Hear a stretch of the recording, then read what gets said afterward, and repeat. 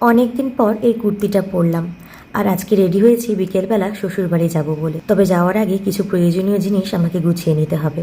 শাশুড়ি মার শরীর ভালো না, গত 2 দিন ধরে তিনি জ্বরে ভুগছেন, তাই মুখে একদম রুচি নেই। তাই ওনার ইচ্ছে হয়েছে ছোটো বৌমার হাতের রান্না খেতে, আর আমিও মায়ের কথা মতো রান্না করতে এলাম। তবে মা বলেছিল নিরামিষ পদ রান্না করতে, কিন্তু অরুচির মুখ তো, অসুস্থ অবস্থায় পেঁয়াজ রসুন আর একটু ঝাল না দিলে খেতে ভালো লাগবে না। তাই ঝাল ঝোল করে একটু আলুর দম করে নিয়ে যাচ্ছি শাশুড়ি মায়ের জন্য। আমার হাতের রান্না আমার শ্বশুরমশাই এবং শাশুড়ি মা দুজনেই খেতে ভীষণ পছন্দ করেন। আর আজকে ওনাদের ছোটো বৌমা ওনাদের দুজনের জন্য রাতের খাবার বানিয়ে নিয়ে যাচ্ছে।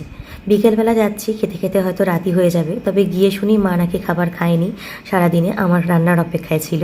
তাই বিকেলবেলা গিয়েই আগে প্রথমে মাকে ওষুধ দিয়ে নিজে হাতে ভাত বেড়ে ভাত খাইয়ে দিলাম, আর তারপরে মায়ের সাথে একটু কথা বলে বাড়ি চলে এলাম। সুন্দর সুন্দর ফ্যামিলি ব্লগ দেখতে হলে চ্যানেলটা সাবস্ক্রাইব আর ভিডিওটা লাইক করে দেবেন।